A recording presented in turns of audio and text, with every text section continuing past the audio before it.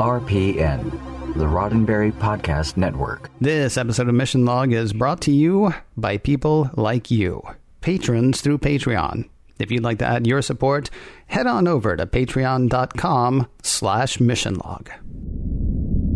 Mission Log, a Roddenberry Star Trek podcast. Episode 328, Through the Looking Glass.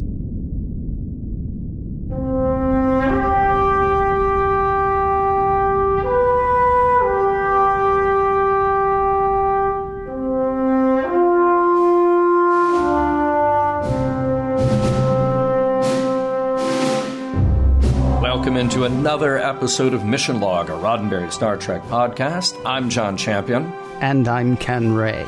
Each week on Mission Log, we watch an episode of Star Trek. Then, we talk about that episode of Star Trek, picking it apart for messages, morals, meanings, all kinds of fun stuff, and seeing whether it stands up today. This week, you and we and DS9 are going through the looking glass. In honor of revisiting the mirror universe, John, I've shaved my goatee for this episode. It's cool, though, because I'm just going to put it back on when we're done. That's not how goatees work, Ken. Oh, isn't it, John? Isn't it? No. I've got trivia coming up in a moment, but first, I'm going to let you know how to get in touch with us. Mission Log Pod is the address to find us on Facebook, Skype, and Twitter. If you'd like to leave us a voicemail, we would love to hear your voice. 323-522-5641 is the phone number to call. 323-522-5641. Our email address is missionlog@roddenberry.com. Our show website, including discovered documents, is at missionlogpodcast.com. And please do remember, we may use your comments on an upcoming episode of Mission Log. Scott Frakes all over the place in this episode, John, because, you know, he is a man of 1,000 faces, and lots of people have at least 2 faces in this episode. And, so really Scott Frakes isn't here, but I would imagine there's still trivia to be had. There is still. We could mention Scott Russ. We could mention so many. Scott Meany, I think is Scott Meany. He's great. Yeah. All right. Well, trivia for Through the Looking Glass. The episode was written by Ira Stephen Bear and Robert Hewitt Wolfe. Really, the pitch and the initial idea were Robert's, and it was Ira who helped raise the stakes for Sisko by putting Jennifer in the mix. The episode was directed by Veenrik Kolbe. Now, there's another familiar name, of course. Rick directed TNG since season 2 and even directed its finale. We're in the middle of the 13-episode run that he helmed for DS9, the most recent of which that we discussed was Blood Oath in season 2. Now, usually, Ken, if we do a thing about the title of a show, we do it at the end. But here, it's kind of worth reminding everyone that Through the Looking Glass and What Alice Found There was the follow-up book to Alice's Adventures in Wonderland. Those, of course, were by English author Charles Lutwidge Dodgson. Better known by the pen name Lewis Carroll. Alice came out in 1865, while Looking Glass came out in 1871. And in DS9, the episode Crossover ends with Kira saying that they had been through the looking glass. Also interesting to point out here is that after the original series, production order and air date order mostly stay the same with a few exceptions. This is one of those exceptions. Improbable Cause was the next episode shot after Distant Voices, and it was late in the process that it turned into a 2-parter with the Diaz cast. So those two stayed together while the air date for Looking Glass was moved up. Let's talk about those guest stars. Tuvok. Who? That's right. Tuvok. We have Gesundheit. What is it? What is a Tuvok? I don't even. I know. So, see, here's the thing. You stick around. There's a thing. There's a ship, and it's way far away. But he's a Vulcan, and he's great. That's right. We got Tim Russ coming all the way from Voyager. That was a request put in by Rick Berman. And why not? In a Mirror Universe episode, characters can be moved around. This is not Tim's first visit to DS9, though. You may recall that he was on as the Klingon Takar in the Season 2 episode Invasive Procedures. That, of course, not to mention his other appearances, like in TNG and in some of the features. Now, there are a couple of stunt performers worth pointing out.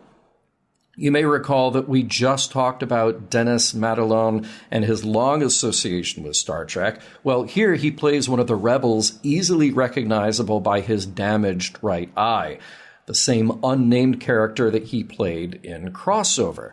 In fact, Dennis was the one who mentioned to the director that he should be there for the sake of consistency. We also have stunt performer John Patrick Hayden. In this, he is the Cardassian that Smiley O'Brien decks in the Ore Processing Center. Finally, we welcome back Felicia Bell, who played Jennifer in the DS9 pilot Emissary. Mostly she is an actor on soap operas, but it's fun to point out that this mirror version is the third version of Jennifer that we've seen in only 2 episodes of DS9. So there's the real Jennifer, then there's the Jennifer as expressed by the prophets in the wormhole, and now we have the Terran scientist Jennifer, and we will see Felicia on DS9 just one more time.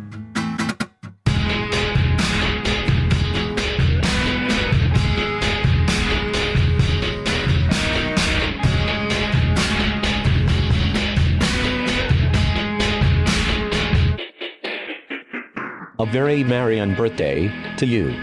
I do not know how things go where you are from. However, here, they are opposite. Except for the things that are not. Prologue. Just normal, end-of-the-day DS9 stuff. Odo caught Quark and Morn setting up what is probably a ring of Cardassian bullfights. Then Sisko, on his way out of ops, is stopped by Chief O'Brien, who wants to have a word with him in private. This is different, though. The chief pulls out a weapon, points it at the commander, and then orders a transporter to beam them to some ship somewhere that the chief can only describe as through the looking glass. Act 1. In short order, Sisko overpowers O'Brien and demands to know what's going on. Welcome to the Mirror Universe, you know, the one where your Kira and Bashir showed up and then started changing things. Well, in the years since we were last here, the Klingon-Cardassian alliance is really strong, but because of the people from your universe, the Terrans are now fighting back. Problem is, the alliance have a Terran scientist working on a transspectral sensor array that will allow the alliance to find and kill all the Terrans. The Mirror Sisko was killed, but this O'Brien has a cunning plan. Use this Sisko to convince the Terran scientist to join them, and it should be super easy because the scientist is Jennifer Sisko. That gives our Benjamin Sisko pause. She was his wife too, at least the version that he knew. This one will be different, but maybe he can convince her, even though they didn't get along too well, according to O'Brien. On DS9, Tarek Noor, Intendant Kira is doing her thing. She's visited by Jennifer Sisko, who doesn't have a solid completion date for the sensor array, but Kira is offering up a bit of news to motivate her. Benjamin Sisko is dead. Jennifer puts on a brave face, says she doesn't even care because she hasn't seen him in 5 years, but while we're on the subject, she would really like to see all the killing end. Kira says, sure, of course, they all do. The sensor array will really help in that regard, and then Kira can put in a good word with the Alliance to not be so harsh toward the Terrans. Cool?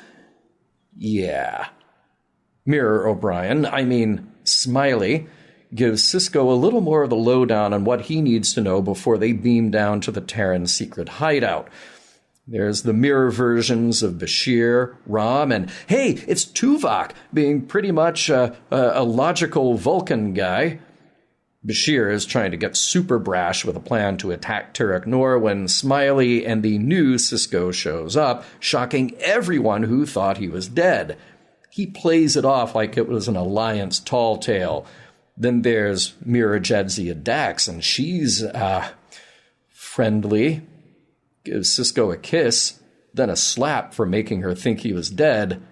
Smiley reminds this Sisko that Dax is his mistress. Act 2. Jadzia is getting reacquainted with Sisko, intimately. And while that's happening, another kind of dressing down is occurring on Terek Nor, where Kira is bashing Garak for the work not happening under his watch. She's got a plan, though. Execute some random Terrans from the ore processing center. That'll surely boost the morale of the other slaves. Garak notices she's got something else on her mind, though. Maybe her mood has been affected by the death of Benjamin Sisko. She denies it, but... well, back with our Sisko, and definitely not our Dax. They're talking business, which leads to more strategizing with the group, which leads to Bashir totally bashing Sisko's plan of turning Jennifer, which leads to Sisko bashing Julian in the face. It's a mirror universe thing. Smiley tells Sisko that's what his counterpart would have done to earn respect and maintain order. It sort of works. Bashir and the others are all for just killing Jennifer, but at least Sisko and Smiley are being heard. If they can capture and turn her allegiance instead, she could be a very valuable ally. Just think of what she must know about Alliance plans and weapons, for starters. So they'll work on a plan. Back on Terek Nor, there's somebody to see Kira. It's Rom, and he's got some interesting news for her. Sisko is alive. Act 3. On their way to Terek Nor, Smiley briefs Sisko a little more on the Jennifer he's about to meet. Privileged, her family cooperated with the Alliance. They don't have much time, though, before they're captured by Alliance vessels and taken to, well, right where they need to be, Terek Nor. Sisko plays it just right, gives Kira a big kiss, but she's still saying she'll have to execute him sooner or later. And Smiley, the Tinkerer. In her quarters, Kira toys with Sisko a little more.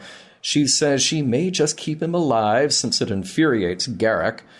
She'll want his loyalty in return, though, and she doesn't know how she'll get it. So it comes down to whether she'll dispose of him sooner or later. Eventually, Jennifer is brought to Sisko, and it's a chilly reunion.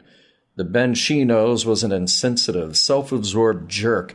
In her estimation, he made it worse for the Terrans by stirring things up with the Alliance. She says she hopes with his capture it'll put an end to some of the hostility. But Ben has a surprise for her. He's here to rescue her. Act 4. Jennifer pretty much thinks that's a joke.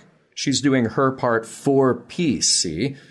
If she just finishes this one project, it'll force the rebels to stop fighting the Alliance. No. Sisko says the Alliance isn't interested in peace. They want to wipe out the rebels, and this sensor array will allow them to do it. She has to trust him and leave Terek Nor. Now it's personal, though. She has no more trust in the Ben Sisko she knew, and this Ben tells her he wishes things had been different. The reality now is that she may think she's better off, but she's being used by the Alliance, just like those slaves processing ore. She's thinking about it, and Sisko sends a message to Smiley through a subdermal communicator. He slips away from doing ore things, while Sisko slips away by overpowering the 2 Klingon guards watching the room he's in. Looks like Jennifer is in it now, though she says she still hates Ben. Smiley starts tinkering with an access panel to disable security when he's interrupted by a Cardassian guard.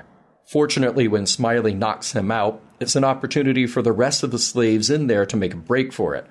Smiley's band of escapees meet up with Ben and Jennifer on their way to the airlock for their ship, evading Alliance firefight the whole way.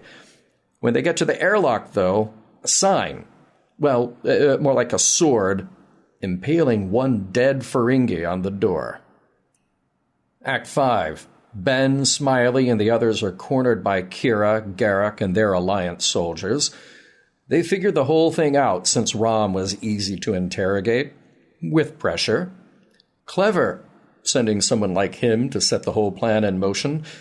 But now it's over. With nowhere to go, the trapped rebels start to talk about a compromise until Sisko asks Smiley where the ore processing level is. Not far, and with that, they're gone. Kira, Garrick, and their band chase the rebels down to the ore plant, delayed a little bit by all the shooting, and Smiley getting the door blocked just in time. When they finally do muscle their way in, the scene is a little less tense, less volatile than you might expect. There are the rebels, just standing around quietly, while Kira threatens to kill everyone in there except Jennifer. Sisko tells Kira she might want to reconsider. He began a self-destruct sequence on Terran Nor for 9 minutes from now. She laughs it off until he rattles off the access code, which just happens to be the same in his universe. Then she stops laughing it off when she realizes that not only is he telling the truth, but that he changed the passcode while he was at it. So she has no choice. Let them go, or the station and everyone in it dies. Back at the rebels' hideout, Benjamin says his goodbye to Jennifer. He has some story about going to visit the Romulans, but she knows that's not really true. She also knows he's not really the Ben Sisko that she knew. That one is dead. And whoever this one is, well, he's a pretty good guy. And she hopes she'll see him again someday. The end. Shouldn't the access code have been backwards? Oh, that would have been perfect, right? Because they're in the mirror universe. I would think it would be, it would be backwards. Sure, it can be the same, but it'd be a little bit different, It's not Bizarro World. Right. But it should have been something different. Look, I just thought, okay, if you were Mirror You, would you have the same password? I don't know. I'd have to ask Mirror Me, wouldn't I? I guess you would. I just think, like, even in this universe, the only universe that I know that I'm a part of, as far as I know, I have many passwords. I have to have an app to keep track of them. Yeah. And I don't know. Maybe Mirror Me is still using the same password from, like, AOL 1991. I don't know. It's possible. I think it would be backwards or something like that. No. It's always numbers first, then letters. Right. Or something. Exactly. Yeah. Because we do things different around these parts in this mirrory way that we have. Hey, so it's funny. You were genuinely trying to remember the name of this episode as we're recording this episode. Yeah. Right. Did I ever tell you about Movie Club in New York? No. Okay, so when I lived in New York, when I was going to school there and working there for a while, a friend of mine told me about this movie club, and it was a big secret then, but if you could figure it out, Friday nights at about 10 o'clock-ish, you would meet at the Howard Johnson's at Times Square. Okay. And then you'd go see whatever bad movie was playing at midnight at the closest bad theater in Times Square. And it was always, it was like, Problem Child 2 or, just something terrible, right? Right. And this whole thing, it was Penn Jillette, as in Penn and Teller, and some of his magician friends and just other people who knew about it. And you would just go, and it was an informal thing. But anyway, I'm telling you this story because there were rules when you would watch a movie. Like when there was a cityscape on screen, no matter what it was, everybody in Movie Club would say Chicago. And one of the other rules was that when somebody in the movie spoke the title of the movie, you gave a polite golf clap. Oh, nice. So early in this episode, in the teaser, when Smiley says, "You're through the looking glass," I just reflexively, I gave a polite golf clap. That's nice. This one. I like that. Yeah. The guys on Mystery Science Theater 3000 do that as well. Oh, they do. They do. They give a little clap. They don't do the golf clap. They actually more like a uproarious applause. Like, yeah, he said the title, and they clap. That's good. Or we have a title. We have a title. That's it. Because Peter Griffin also does that on The Family Guy. He'll just like laugh and yell in the middle of whatever. He said the title. Oh, that's good. That's good. Yeah. One of the other rules, by the way, and this is a little more clever one, if somebody in the show or the movie, in this case, that you're watching, says the title of another movie, You just go, nice. Now, can they be talking about, because this is a much more fun game than the one we're playing currently. Can they be talking about another movie? Like if they say like, oh, I went and saw Gone with the Wind the other day. Like, oh, sure. Okay. Oh, yeah. So you say nice there, or would it be like, oh, yeah, no, these all of these things are gone with the wind? Is that? Is that like an extra point? I think either of those is acceptable. All right. Whether or not you get extra points, sure. Yeah. Get Penn Jillette on the phone. Right. Hey, could Mira O'Brien have simply shown up and asked Sisko? It's like, we're used to the idea of two O'Briens anyway. Yes. Right. So that's just the thing that happens. And did nobody detect him from beaming on board? Like, and also come to think of it, Odo and Quark, like you have that split second where O'Brien shows up and he says, hey, I'd like to talk to you in private. And then boom, the weapon comes out. But that's just that's as Odo and Quark are leaving. But they've got stairs to go up. They have a turbo lift to get into. Odo could have just turned around and oozed into something to disarm or disable Mira O'Brien. It sounds like you. I'm sorry. Something about what you just said. I was like could have oozed into something more comfortable to disarm and disable. It's like, wow. I'm not liking any of the feelings I'm having right this second. No, some people find Odo very disarming. Well, so here's the thing. I was actually thinking the whole time just what a horribly defended place, Deep Space Nine is. Yes. I mean, Ops has a big open floor plan. There are so many angles from which anybody could have shot Smiley. Right. I also couldn't figure out why Sisko would go with him. He wouldn't, by the way. And why would everybody just let him beam out, taking Sisko at the point of a phaser? They wouldn't, by the way. Even if Sisko says, I know, stand down, everybody. And then O'Brien just like, well, that was easy. And so then he just turns around and starts working on the computer, kind of holding the gun up, but not really keeping an eye on anything. Right. Any number of people could have stunned him any number of times. Of course, then we wouldn't have an episode, but... Well, yeah. That, of course, is assuming you have your primary cast, but I love that shot from the transporter pad, and I'm looking at everybody in Ops, and it's all the no-line extras who are there who really just don't even give a reaction, don't even give like a lunge for a panel or a hands up or anything. Yeah. Is it my imagination, by the way, or are there actually more Federation people on Night Crew than there are any other time on Deep Space Nine? Oh, that's man. I mean, first of all, you get assigned to DS9, you know that you made a bad career choice, and then you get Night Crew on DS9. You did something wrong. Well, although that does sound like CBS is like cranking out a new series every 5 minutes. Yeah. Night Crew, I mean, should absolutely be a show, I think. Sure. Yeah. Sure. So they're in the shuttle, right, or whatever. They're in Miles' ship. They're in Smiley's ship, and he's like, you're gonna go get this person. And Sisko says, Jennifer. And O'Brien says, you know her? And I wanted Sisko to be like, you're really not getting how this whole mirror universe thing works, are you? Because we all know each other. Nobody goes anywhere. I mean, except for that weird Vulcan that I'm going to meet in a few minutes that I've never seen before. Yeah. Right? But otherwise, I mean, I know your dog's name, dude. I know everything about you. Yeah. And yes, my friends were my friends, from the time I was this tall, no matter which universe I was in. And of course I know her. She's, apparently my wife forever.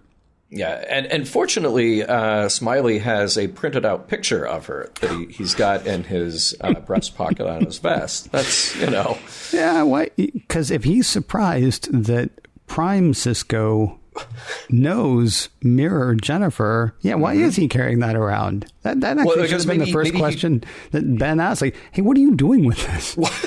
Right. Well, because maybe he could be this like, well, I didn't know, and when I found you, maybe you have no idea who Jennifer is, but she's cute. Oh, yeah, that's possible. So, because if you're anything like Mirror Sisko, that's really all you need. Yeah. Yeah, exactly. And then he says, well, now she may look like Jennifer, but she's a completely different person, unlike all the other people in this mirror universe. Yeah. I mean, I'm pretty much the same as the guy from the Prime universe, but she's going to be completely different, except, of course, it turns out she's not. Yeah. She's pretty much Jennifer. Pretty much. Isn't she? I mean, we don't know much about Jennifer, but... I mean, Sisko has no problem being in love with this woman. She's just, sort of like on a maybe going in the wrong direction. as far as he's concerned. But, I mean, like, her whole thing is, well, we need to stop all the killing. And I'm like, what universe are you from? Right. Yeah. Now, speaking of mirror counterparts, so you got Mirror Jadzia, and we don't know much about the Mirror Dax symbiont, though. Like, I was kind of hoping that we'd learn more about the symbiont. Like 500 years of just being an underachiever, just doing nothing, just going from host to host, looking for a party, you know? It'd be fantastic if, like, Jadzia had just shown up with a bag of potato chips everywhere she went. Right. So, I can't stop. It's Dax. You don't even care, do you? No. I don't. No. Host to host to host. I just don't care. I have to ask, is that Justine Bateman as Mirror Dax? Yeah. Dude, Justine seriously. Bateman from, about like 1988. Yeah, somewhere around there, right? Towards the end of the Family Ties run, excuse me. Yeah. I also did wonder, remember last week when Bashir was telling everybody who they were and what they were in his coma state? Mm-hmm. Yeah. How much do you think Sisko shares with everybody when he gets back? Specifically, how much do you think he shares with Dax?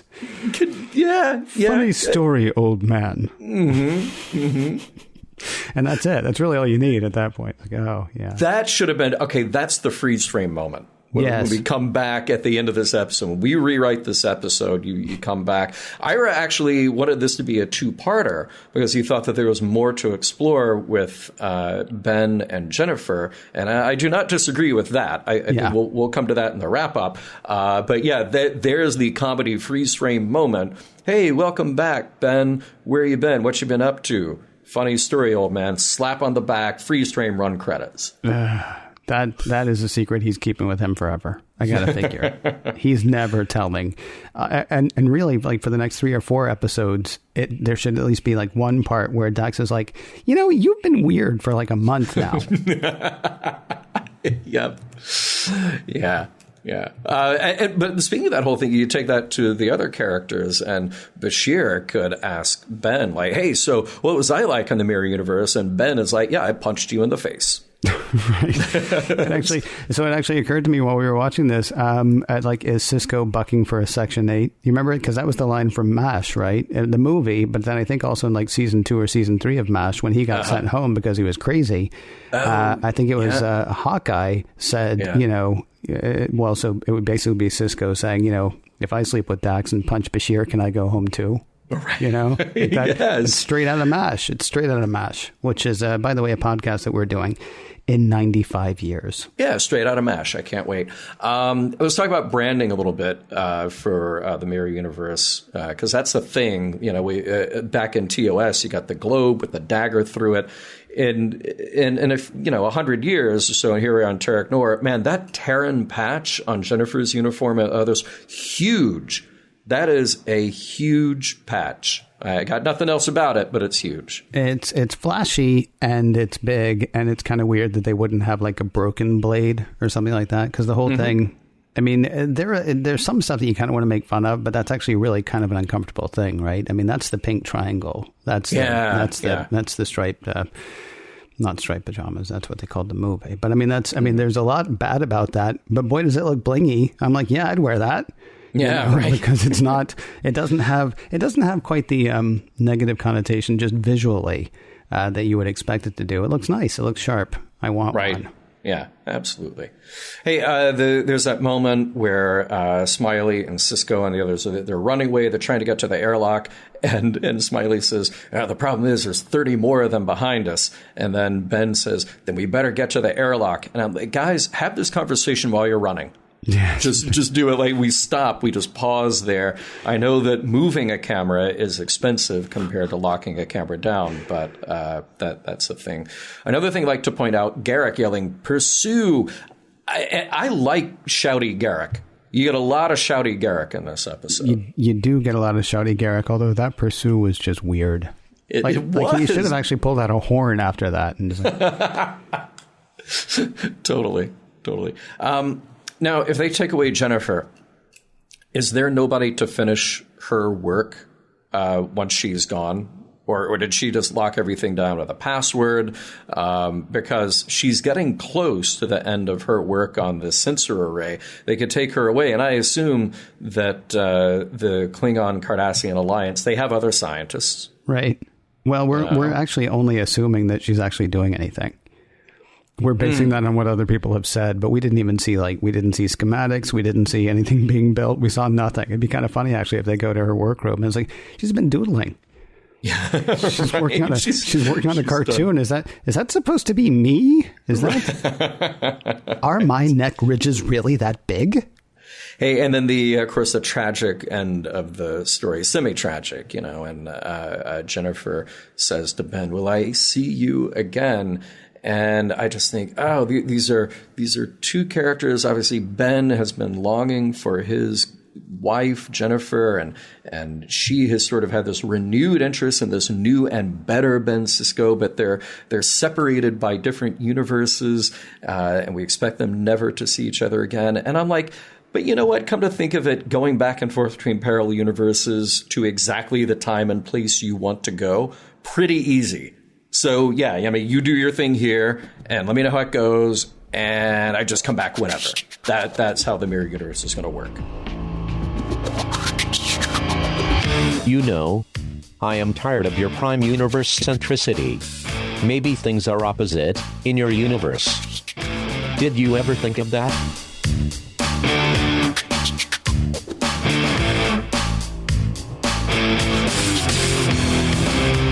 I guess every time that we've talked about a mirror thing, the lead and the part that everybody agrees on is, well, it's fun to let the characters breathe a little and be different than who we usually see on screen.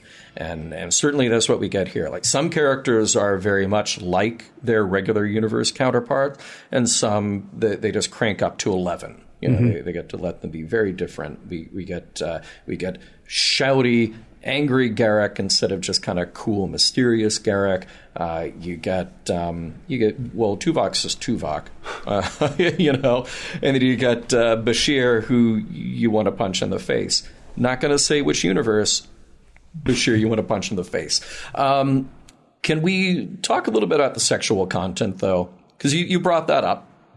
And I think about that famous Patrick Stewart directive from TNG that Captain Picard needed more to do.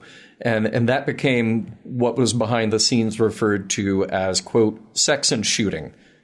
We just, we need more action in the show. We need more action for Picard. We need sex and shooting. And it was half serious, half kidding. The idea is, we want to give Picard more action. So how are we going to choose? What are we going to have him do? And DS9, by comparison, is a more serious and arguably more adult show. And I like that they don't mind turning things up a bit. And I wonder if, since it's all mirror universe, though, does it really have any meaning or resonance once we've gone there? So let's look at, in this case, we have to look at Kira and Jadzia. So Kira gets fooled by Sisko, so that's all right. She already had this relationship with the other Sisko, such as it was. And in this case, it'll just make her angrier, and she doesn't really care what happens or what she does, or who she does in this case, if it's in the pursuit of maintaining her power. So that's just kind of the sexed up Kira version, the ruthless Kira that we get in the mirror universe. So playing very much the opposite of who we have in the regular universe.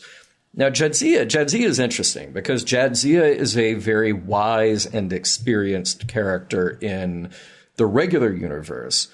But what we've done in the mirror universe is taken her coolness and her wisdom and just sort of turned it in a way to make this character someone who really owns her sexuality.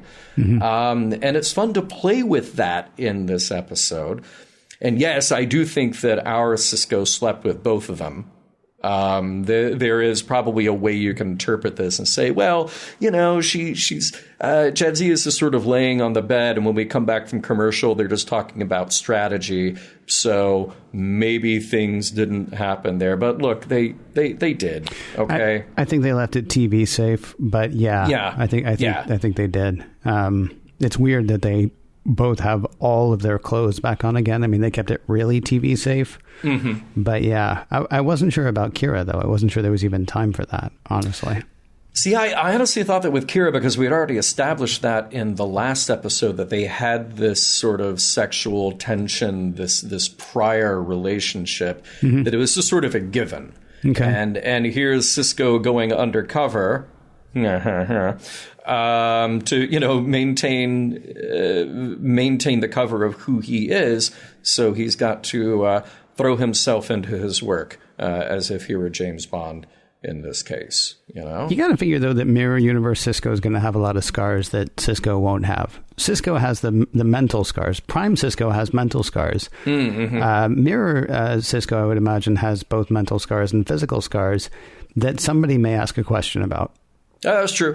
That's true. Maybe they. Maybe that was part of the deep cover, though. Maybe they got him to the rebel base, and they were like, "Here, we can do cool stuff with our advanced 24th century medical technology. We'll throw a little scar here and a little." It would have to confuse Dax as well, though, because Dax doesn't know that that's not Sisko. Doesn't know that's not her Sisko. Actually, yeah, that's true.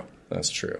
So, look, we joked about it in the last segment. What is this like when Sisko goes back home to his universe, and he's working with Kira, and he's working with Dax, and he punched out Bashir, but whatever.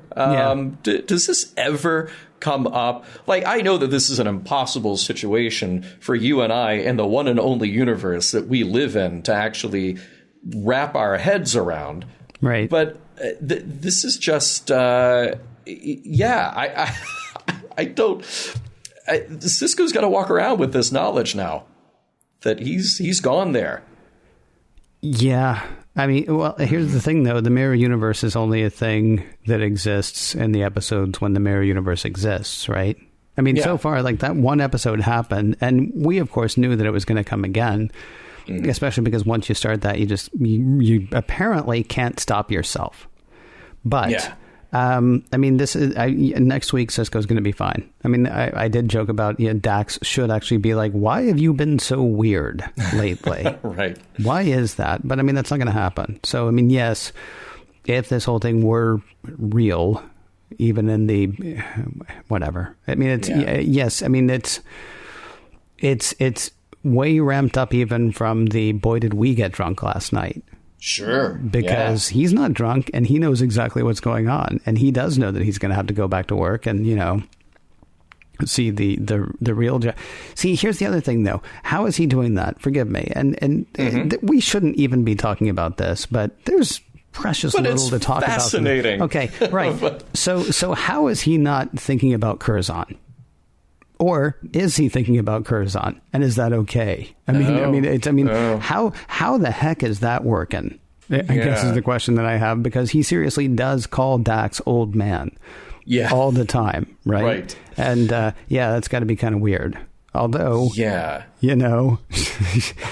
probably knows things about Dax, because they were a couple of guys going, so she did this thing, right? And now Sisko's like, hey, wow, he's doing that thing. I mean, there's just so much about it that's just weird, and I don't know how I feel honestly about him playing into it.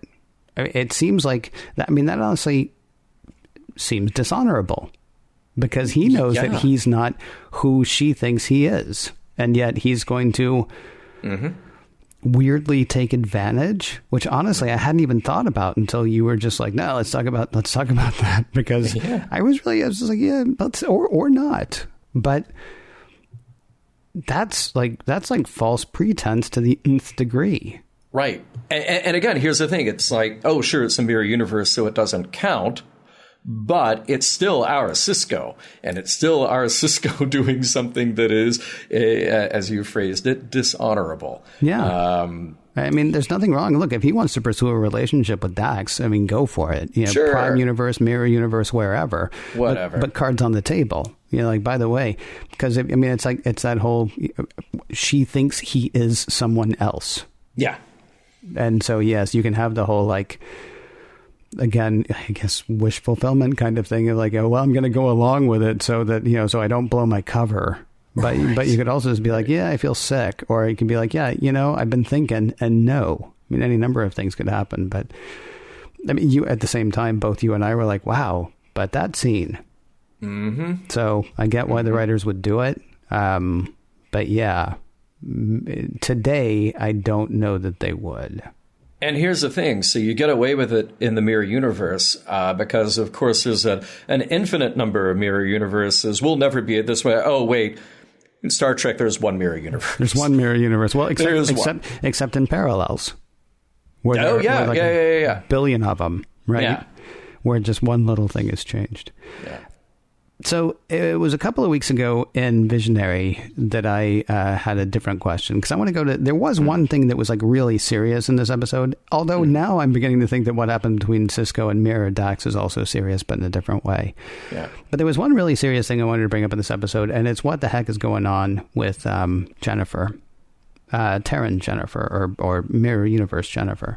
Yeah. What I wondered about a couple of weeks ago in Visionary was whether us doing a deal with the Romulans was worth it, since the Romulans are, you know, kind of the opposite of good in their official dealings. And yeah, I know we need that thing, but do we need that thing as much? I mean, is the thing worth being beholden now to a bad person, right? Or a bad group of people? There were a number of people when we did, I can't remember the name of the episode, surprise, but the one where Q gave Riker powers. Oh, sure. Yeah. And I was like, take him. Absolutely take him. Everybody's like, but then he would owe Q. And I don't think he does. I don't think he does owe Q at that point, because Q knows what he's giving Riker. Riker knows what he's willing to do. He's got the power of Q at that point. Great. Hey, thank you very much, Q. What? Do what? Blow up a planet? No. You go blow up a planet. You've got the power of Q. Riker doesn't owe Q anything at that point. The Federation owes the Romulans something, because because of power structures, because of politics, you know, because of all that. I don't think they should have made that deal. But I mean, what I find myself wondering now is now Mirror Jennifer is working with the Intendant, and for some reason it reminded me of the whole thing of us working with the Romulans. I mean, her idea here seems to be kind of muddled, and I didn't know if it was about appeasement or what it was exactly.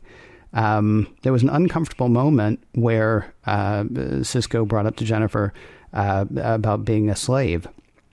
Yeah. And then he actually says, you're worse than a slave. And honestly, I thought he was going to go to a sort of uncomfortable place, different layers of slavery, I suppose. Because she's, you know, on Terek Nor, not down in the ore processing facility. She's invited to dine near the Intendant, certainly, if not with the Intendant. And she's also working on a thing that's going to get people that she cares about killed, hopefully in the hopes of having more people saved. I mean, it seems ridiculously naive and also just like wrong-headed top to bottom.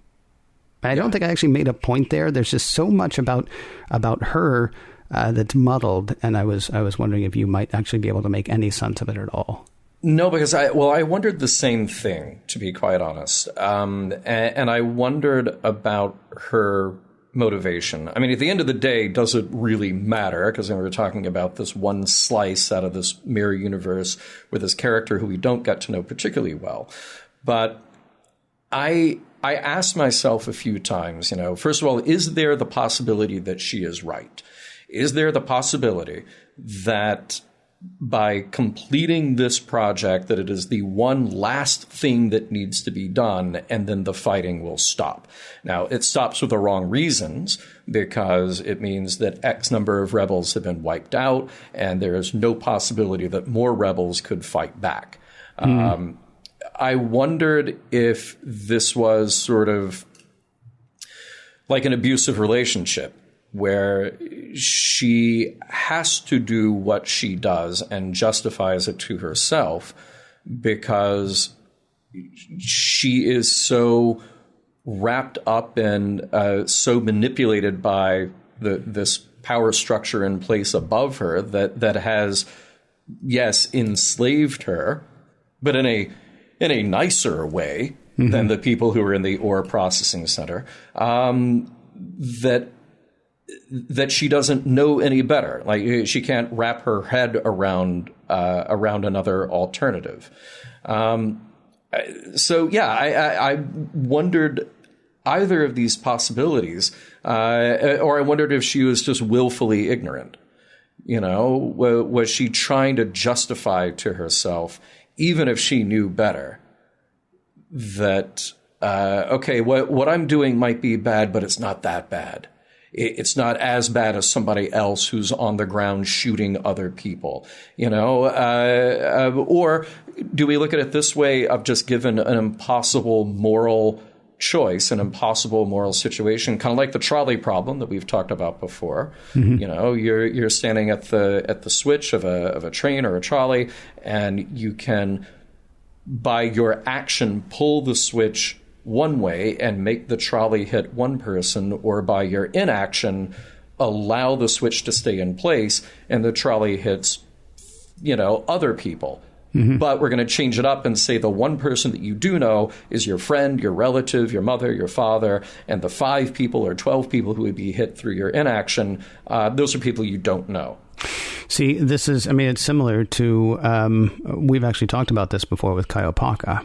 Because Kaiopaka, that's the whole way that Kai Wynn became Kai, right? Because Kaiopaka knew that there were these rebels, and one of the rebels was her son, but she went ahead and allowed, he basically ratted on them where they were so that just the rebels would die so that everybody else could live. Except they were living like a horribly, you know, terrible existence. Yeah. But they all lived. So, I mean, maybe Jennifer's not completely wrong, although I just couldn't help thinking again about... There are a couple of things that leap to mind, and it can be everything as big as the geopolitical thing, where it's like, well, you know, just give him Poland, or you know, just roll over on that part because that's all he wants, and then it'll be fine, right?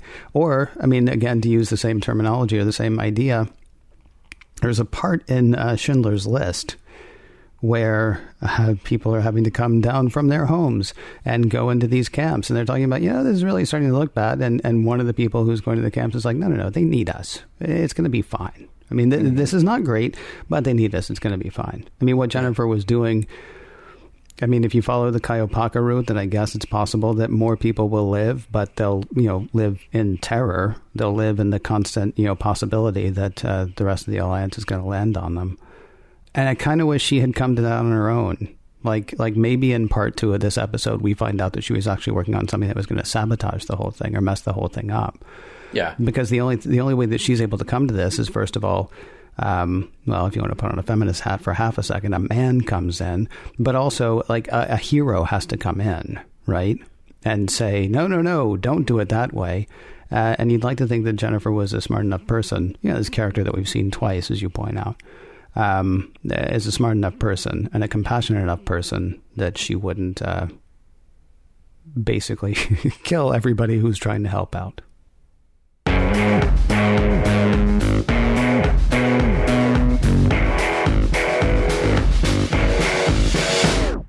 With that slightly more sane Sisko having run off someplace, it is time to see how we can keep bringing darkness to the Terrans.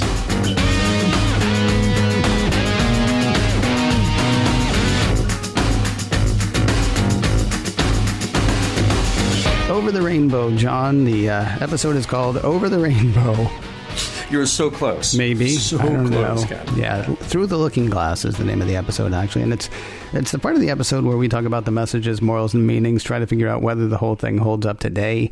We won't bother talking about the title because you did that at the top of the show, and thank you very much, sir, for so doing. Let us go instead to the holding up part of the show. Does this episode, Through the Looking Glass, does this episode hold up as far as you're concerned? So I have a disclaimer right at the start here. I have to apologize for what is probably my anti-mirror universe bias. It's a weird thing. We talked about, of course, the TOS episode Mirror Mirror, and then we hadn't seen the mirror universe, this mirror universe, until we got to DS9 crossover. But of course, the reality of production is that we also have Star Trek Discovery, having spent time in the mirror universe. So, and I feel like maybe with or without Discovery going to the mirror universe, I would have felt a little burnout. And if you go back and listen to our episode on crossover, I think I was expressing that burnout then too. Although we had already watched Discovery. We had already watched Discovery, yeah. But the important part of all of that discussion, and the thing that really irks me about the mirror universe, is it just felt like it was the one tool for the right time, that one moment in TOS, to tell a very specific story that had a very specific moral meaning message at the end. And for those of you who maybe have not listened or haven't listened in a while and don't remember it, it's that moment where our universe's Kirk says to the mirror universe Spock, one man can start a revolution. After Spock says, one man cannot summon the future. And it's a great way to end that episode. It's a hopeful way to end that episode. And it says to the person on the other end, no matter who you are, no matter how insignificant you might feel that you are, you can actually do something. You can actually start to change the situation for yourself or for others, and it's worth a shot to do it. And that was a great message for that one time in what is otherwise a fantasy kind of tool to use in this science fiction context. So I feel like it's been overplayed. I feel like it's been overdone. And now the only reason to go back to the universe is because it's fun, quote unquote fun. Now, who is it fun for? Well, it's fun for the producers and the writers and the actors, because they get to write and perform in a way that isn't their usual weekly grind that they always do. So that's cool. And it's fun for us, for the audience, to see those much beloved characters act in a way that isn't the usual that we get from them week after week. But at the same time, you have to have a point. You have to have a point when you're telling the story. And if the point is simply, we haven't been there in a while and it would be fun to do an action adventure show there, well, if that's the only excuse we're relying on each time we do it, that excuse is going to start to wear thin. And I feel like what's happening in this particular episode, there's not enough there. So it's intriguing that we've got Jennifer back. But here's the thing. In the mirror universe, Jennifer is, well, she's pretty great. She's pretty okay. And there wasn't a whole lot of convincing that Sisko had to do with her. So there's no great speech. There's no great rhetorical back and forth. There's a little bit that we chewed on, but really it's just about trying to determine what her motivation is. Yeah. So what we do get is pretty obvious, which is from this Jennifer, hey, I'm a person and I care about people, and we should all care about people. So I'm going to try to care in this other way by doing what is right.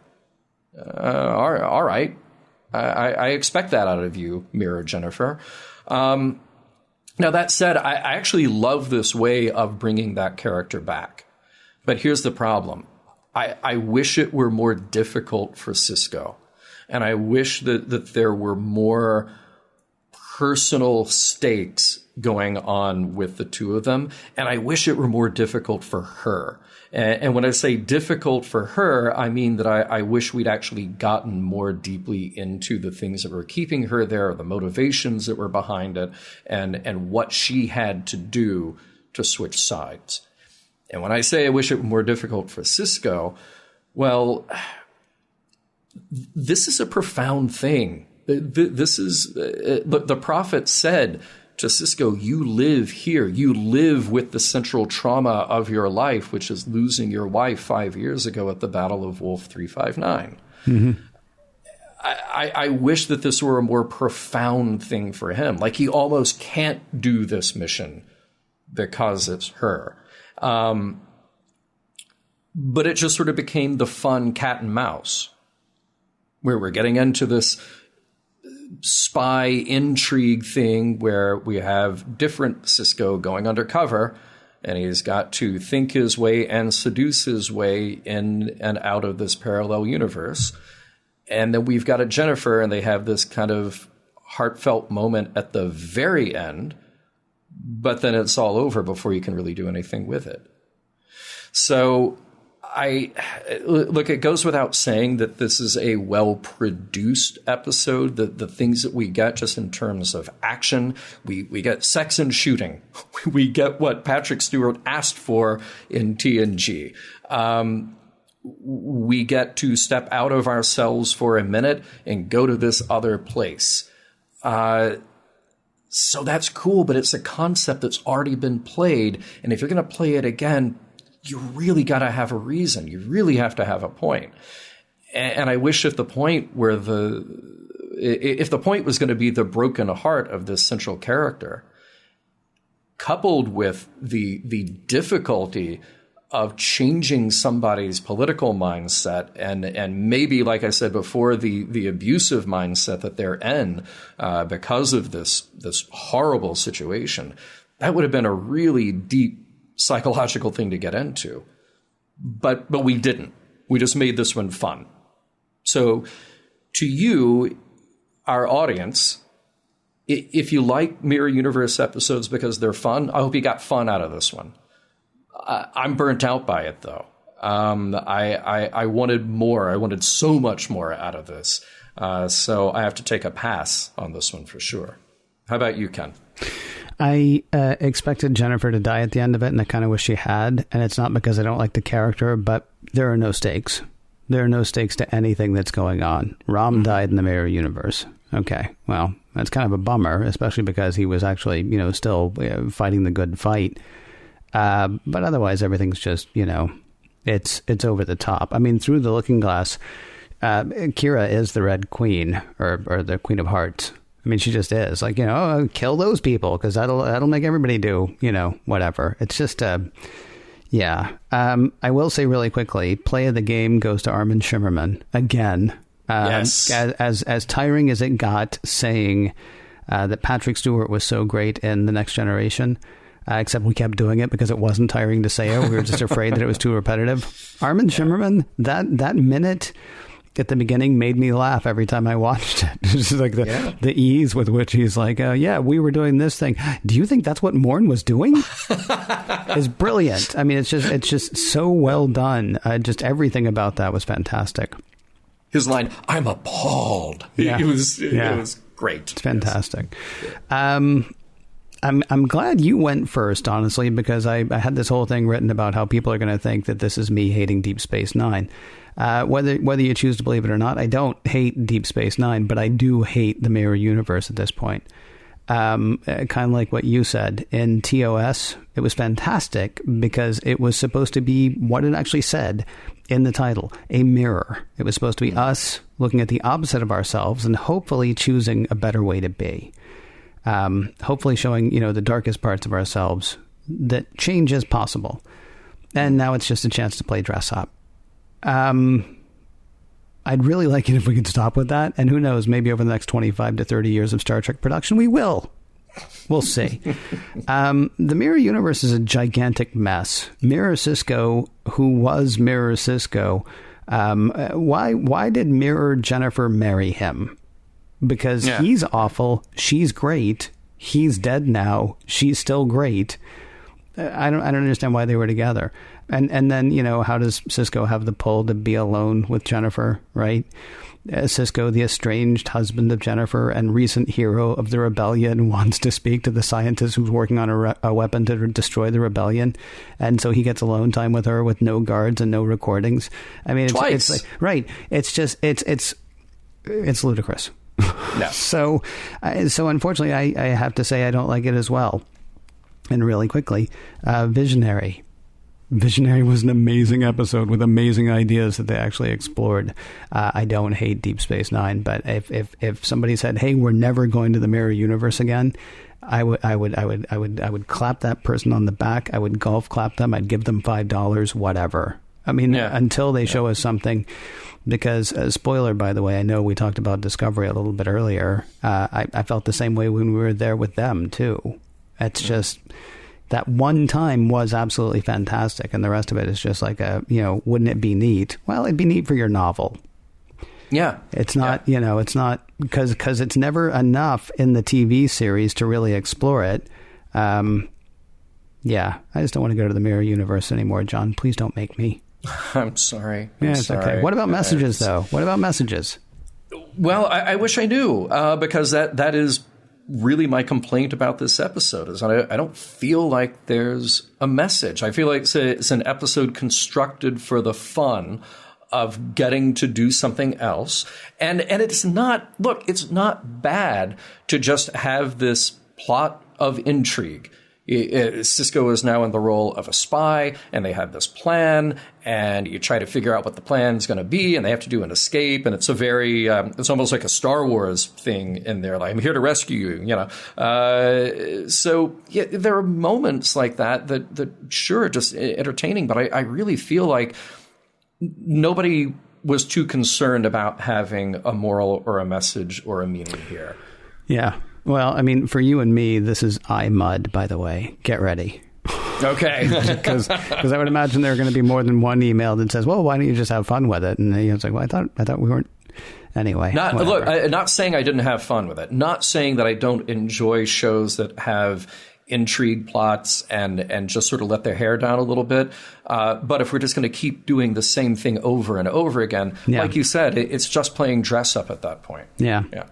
I don't think this was an intended message, but I did find one in there. Okay. There's definitely something to be said in this episode for employing strong security measures. You get a new house, you change the locks, you get a new piece or a new to you piece of electronics, change the password. Employ two-factor authentication if it's offered, and if it's not offered, talk to your admin about having it added. When Sisko set self-destruct, the intendant should have gotten an email or a text message saying, somebody's trying to blow up the station. Please enter this code so that we know it's you. Or at the very least, she should have gotten an email saying, if you set the station to blow up, you can disregard this email. Security is your friend, Mirror Universe or this one. Yes. And I think the other message is Mirror Universes are just bad. Mission Log is produced by Roddenberry Entertainment. Executive producer, Rod Roddenberry.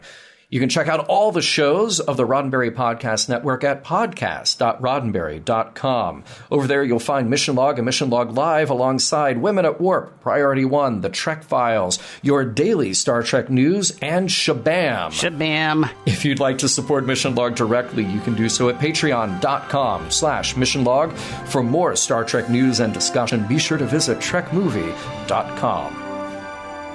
On the next Mission Log, Improbable Cause.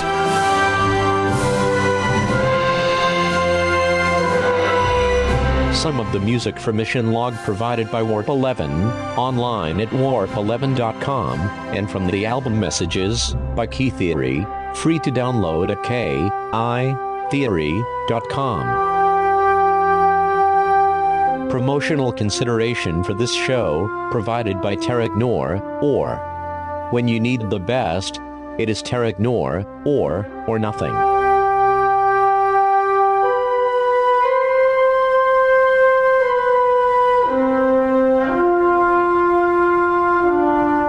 You may go now.